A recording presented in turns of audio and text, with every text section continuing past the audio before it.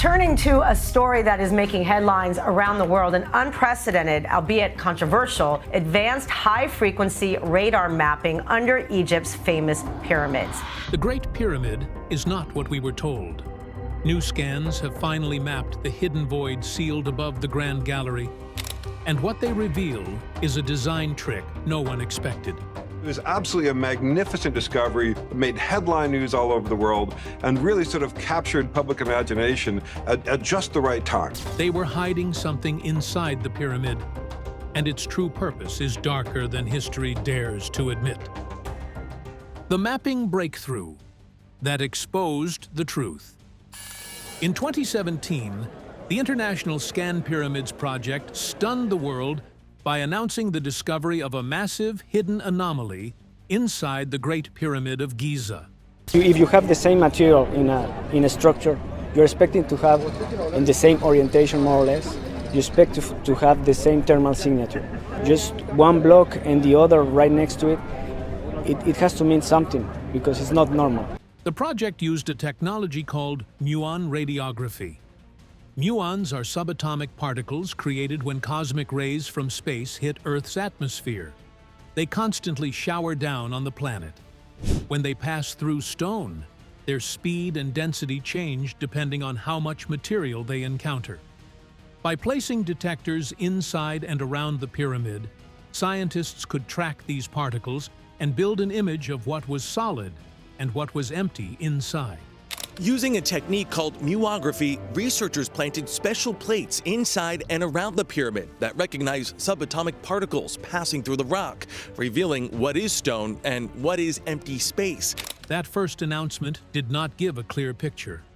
The scans revealed only a hazy region above the Grand Gallery, a long corridor that rises toward the king's chamber. Scientists called it the Big Void, but they could not say whether it was a chamber, a corridor, or simply a strange cavity formed during construction. For years, this uncertainty left Egyptologists and engineers debating its meaning. By 2023 and 2024, the technology had improved dramatically. Researchers used multiple types of detectors positioned at different angles. They combined data from nuclear emulsion films, scintillator hodoscopes, and gas detectors. Each system measured the particles differently, which gave overlapping and confirmatory results. The analysis also benefited from advances in particle tracking software that could reconstruct the paths of individual muons with far greater accuracy than before. Together, these advances produced the first three-dimensional map of the void. This map gave scientists its length, height, and geometric outline. The void was found to measure about 30 meters long, nearly the same size as the Grand Gallery itself. It sits directly above that gallery, sealed away entirely within limestone blocks. What unsettled engineers was that the cavity was not random or jagged. Its sides and boundaries showed clear geometric consistency, as if it had been intentionally shaped. For years, many expected the anomaly would prove to be a rough pocket of stone left by chance. Instead, the map confirmed that it was a deliberate internal feature, and soon, experts would discover its hidden design trick. Before that, Napoleon's engineers conducted a detailed survey of the pyramid, producing precise measurements of every accessible passage. In 1837, Howard Weiss blasted his way into the relieving chambers above the king's chamber, revealing new spaces that had been sealed since antiquity. Yet neither of these major explorations ever suspected that a chamber of this size existed above the Grand Gallery. If such a massive chamber was hidden, the next question was why it exists at all, since it defies Egyptian engineering pattern. Why this chamber should never have existed. The Great Pyramid was not thrown together at random. Every chamber, passage, and block was part of a system designed to bear weight, redirect pressure, and survive for millennia. The king's chamber, the granite-lined heart of the pyramid, is the best example of this. Above it, 5 stacked relieving chambers were built to distribute the unimaginable weight pressing down from millions of tons of stone. These chambers, discovered by Howard Weiss in 1837 when he blasted into them with gunpowder, showed how advanced the builders were at engineering. They solved the most serious structural problem of the pyramid by carving out cavities in exactly the right places. That is what makes the hidden void so baffling. It does not sit above the king's chamber, where relieving space was needed. Instead, it lies above the Grand Gallery, a massive sloping corridor. Engineers stress that this part of the pyramid should have been solid stone. Nothing in the design required a hollow cavity here. If the builders had wanted to strengthen the Grand Gallery, they would have used layered blocks, not left a gaping 30-meter void. This is where the logic of Egyptian efficiency becomes important. Every block of granite came from Aswan, nearly 600 miles away. Moving these blocks required boats on the Nile, sledges across desert sand, and organized teams of laborers pulling with ropes. Even the limestone casing stones had to be quarried, shaped, and hauled. The idea that the builders would carve out a giant internal cavity without purpose contradicts everything we know about their obsession with resource management. These were people who designed ramps, levers, and quarries with meticulous care. When archaeologists compare the Great Pyramid to others, the oddity becomes even sharper. The bent pyramid, built by Sneferu, shows stress relief features because its lower angle failed and cracks formed. The Red Pyramid, another of Sneferu's projects, uses a series of corbelled chambers to distribute weight. Both of these pyramids have relieving spaces, but none contain a void the size of the Big Void. Most importantly, none of them contain a void that is completely sealed off, without access. The Big Void has no corridor leading into it, no shaft connecting it to the outside, and no signs it was ever meant to be entered. If this chamber was intentional, then its silence in ancient records becomes even more suspicious. Why did the builders never mention it? The pyramid's chilling silence. If you walk into any Egyptian tomb from the Old or New Kingdom, you are surrounded by writing. The walls are filled with spells from the Book of the Dead, prayers to Osiris, and instructions for the soul's journey into the afterlife. Even small tombs for lesser officials are decorated with scenes of offerings, daily life, and gods who would guide the dead. The Egyptians left nothing to chance when it came to eternity. They carved their fears, their hopes, and their rituals into stone. The Great Pyramid is different. It is the largest stone monument ever built in Egypt, yet its walls are blank. Inside the Grand Gallery, the Queen's Chamber, the King's Chamber, and the subterranean chamber, there are no hieroglyphics. There are no images of Khufu, no prayers, no protective spells. The pyramid is silent. This silence has baffled archaeologists for centuries. The newly mapped void only deepens this mystery. The scans show that the void is a massive feature, carefully positioned, yet there is no inscription anywhere that acknowledges it. There is no record of its construction, no reference to its purpose, and no sign it was ever intended to be visited. Egyptologists argue that this absence is inexplicable if the pyramid was truly a tomb. Compare it to the tombs in the Valley of the Kings. The burial of Seti I, discovered by Giovanni Belzoni in 1817, was a sprawling painted tunnel system decorated with exquisite detail. Ramses II's tomb, though robbed in antiquity, still showed elaborate inscriptions. Even minor kings had chambers filled with funerary texts. Why would Khufu, one of the most powerful rulers in Egyptian history, build a monument 100 times larger and leave it completely bare? Some scholars suggest the silence is evidence of a different purpose. In later Egyptian religion, there were taboos about certain forms of knowledge. Sacred spaces could be left unmarked, either to keep their function secret or to protect dangerous information. The Great Pyramid may contain such a taboo space. The newly mapped void, silent and unrecorded, raises the terrifying question: what did the builders want hidden forever? This is where the latest mapping results take on an even darker edge. The scans did not just confirm a hollow space.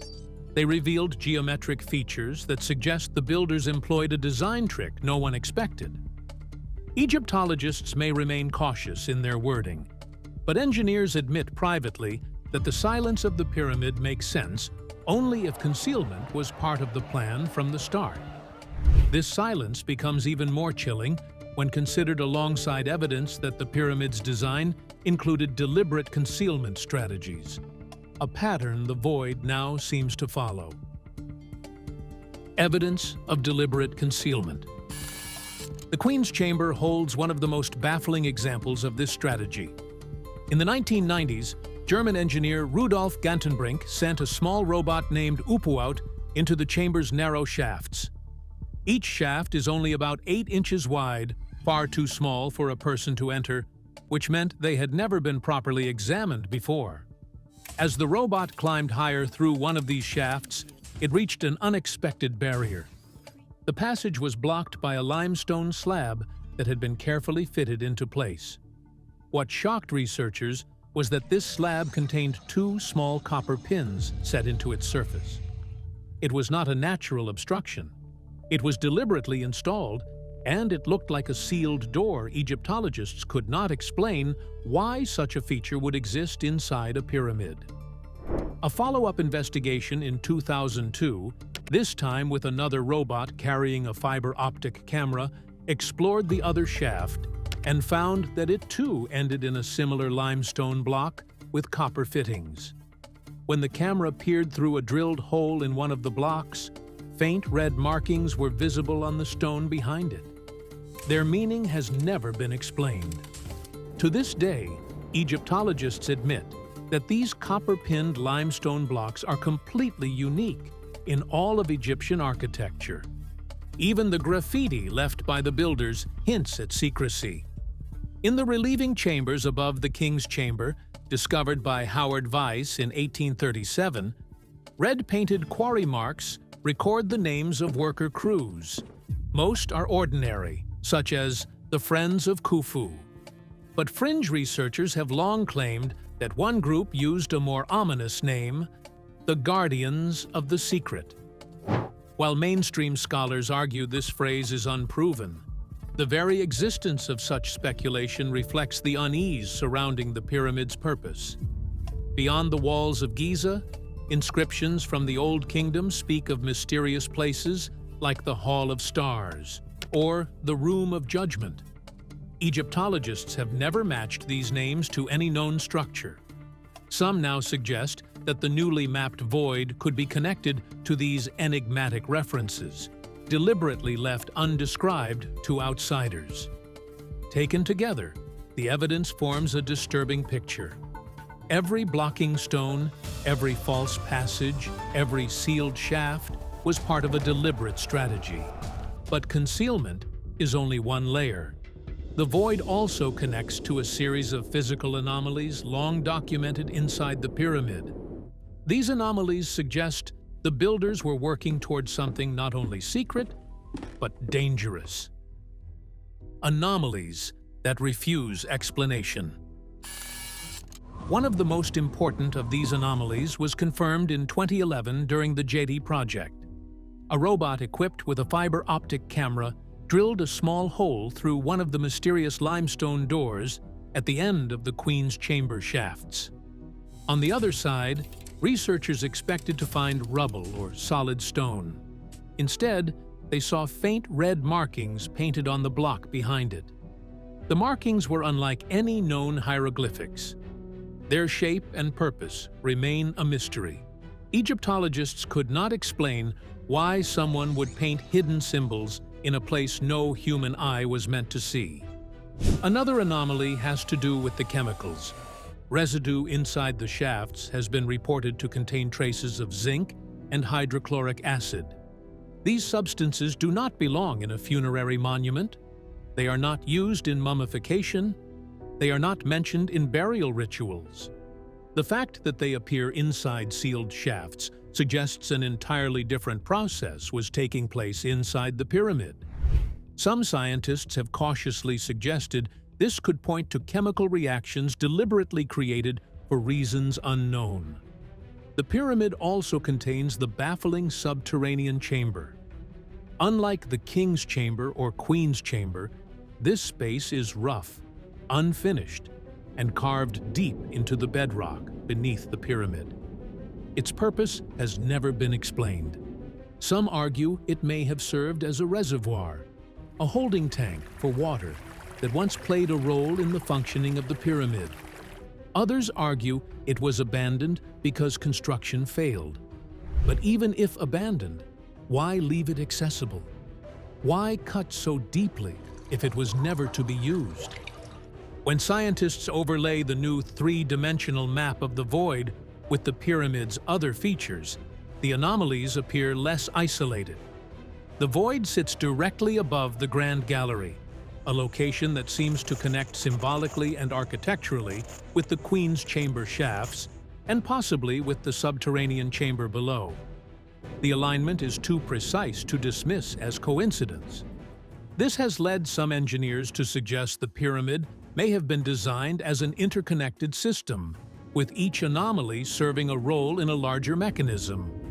This possibility terrifies scientists because it suggests the pyramid was designed as a system. A system means that each feature, from the shafts with copper-pin doors to the hidden void, had a role to play in something larger. A tomb has no such complexity. Tombs are passive spaces meant to store bodies and grave goods. A system, on the other hand, is active. It channels, produces, or maintains some kind of process. If the pyramid is seen as a system, it means the builders designed it to function. That realization sets the stage for the first shocking design trick revealed by the mapping of the void. The resonance chamber. When the big void was finally mapped in detail, what stood out most was its shape. It was not a rough cavity like one might expect if builders had left an accidental gap. The void's dimensions were highly regular. Its length, width, and height were consistent, and its proportions closely matched what engineers recognize as a resonance chamber. This was the first design trick revealed by the scans, and it shocked experts because resonance chambers are not normally something that appears inside a massive stone monument built more than 4,000 years ago. To understand why this is so strange, it helps to know what a resonance chamber is. In modern science and engineering, a resonance chamber is a hollow space designed to amplify sound or vibration. A simple example is the body of a guitar. When you pluck a string, the sound would be faint on its own. But because the string vibrates against the hollow wooden body, the sound waves resonate inside the chamber, making the sound much louder and richer. The same principle applies to large spaces in engineering. Cavities can be built to capture sound, vibration, or even electromagnetic energy, and then amplify it. These structures are never random. They require precise dimensions to work properly. The big void's mapped dimensions are about 30 meters long, 6 meters high, and several meters wide. These numbers may sound simple, but they line up with ratios known in acoustics. The length is roughly 5 times the height, which is a proportion often used to create stable resonance chambers where sound waves can bounce without canceling each other out. The void is also positioned directly above the Grand Gallery, another space with carefully stepped walls that many engineers already believe was designed to shape sound and vibration. What makes this idea even more disturbing is how it ties into what the Egyptians themselves wrote.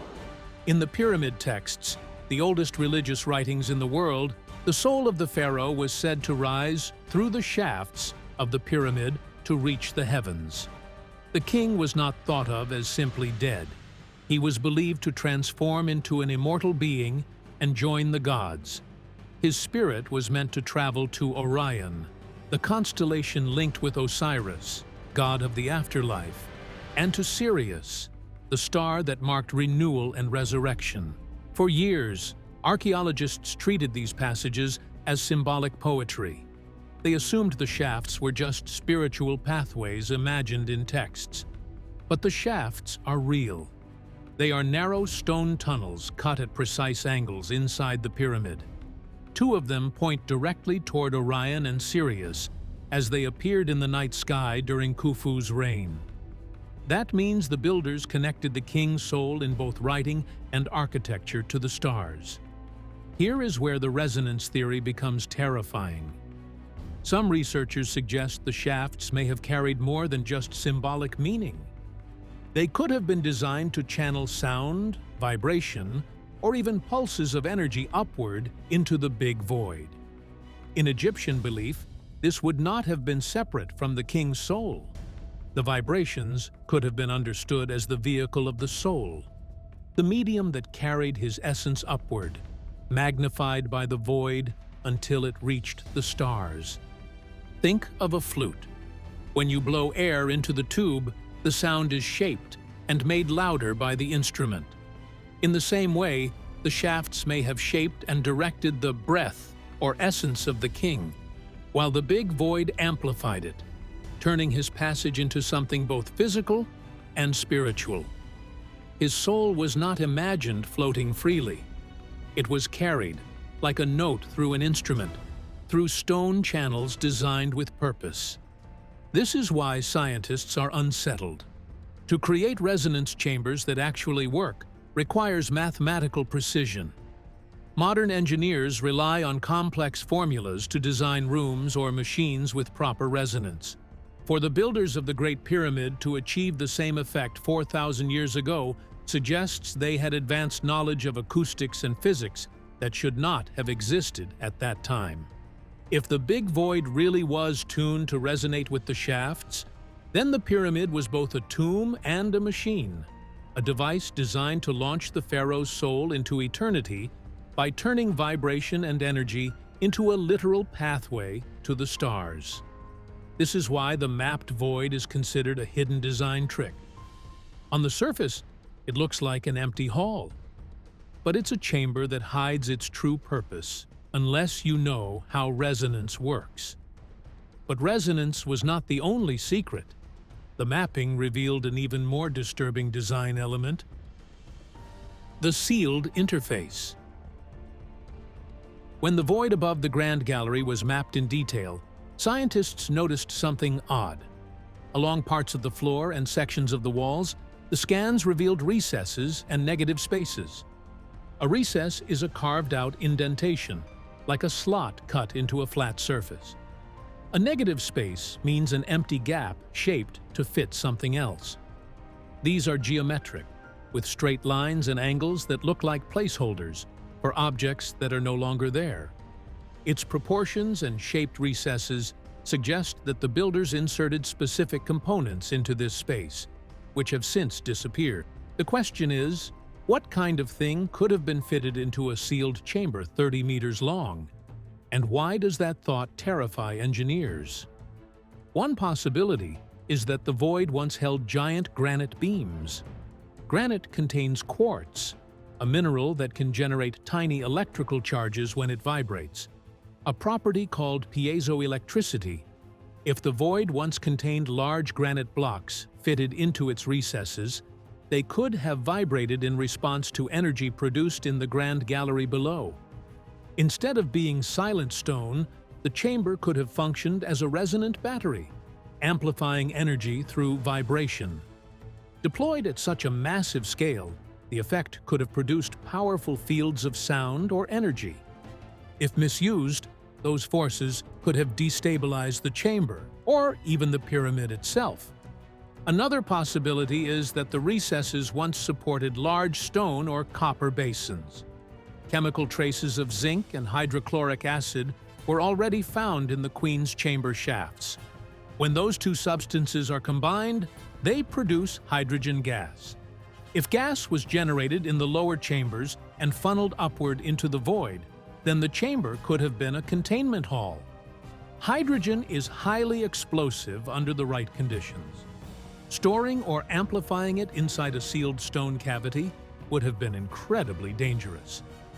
A mistake in handling or releasing that gas could have led to a detonation strong enough to fracture the structure. If this is true, it would explain why the system may have been deliberately shut down. A third possibility is even more disturbing. The void may once have supported metallic rods or wooden frameworks plated with copper. These could have acted as conductors, interacting with the pyramid's natural materials, limestone as an insulator and granite as a conductor. Together, this would have formed the skeleton of a primitive energy system. If the void amplified vibrations, the conductors could have transmitted that energy throughout the structure or even outward. In modern terms, it would have been like an enormous resonant power station hidden inside stone. Such a system, if ever triggered in the wrong way, could have created uncontrolled surges of power. All of these ideas lead to the same unsettling point. The recesses and negative spaces are the fingerprints of missing components where something once belonged. What makes this terrifying is that those components are now gone. If they were dismantled, it means someone in the past knew how dangerous the system was and deliberately took it apart. If they decayed, then the most important elements of the pyramid were made of perishable materials like copper or wood, which have long since vanished. That would mean we are only staring at the hollow skeleton of a machine that once worked. This is why engineers call the void an active system that was switched off. If the void was built for such a purpose, then at some point in history, the decision was made to disable it. Who made that decision is a mystery. Some argue it was the original builders who shut it down once it served its function. Others believe later priests or rulers dismantled it to prevent it from being misused. Either way, the terrifying reality is that the Great Pyramid may once have been more than a monument. It may have been a machine deliberately turned off in antiquity, and what it once contained has been erased forever. What do you think about these hidden designs? Comment down below.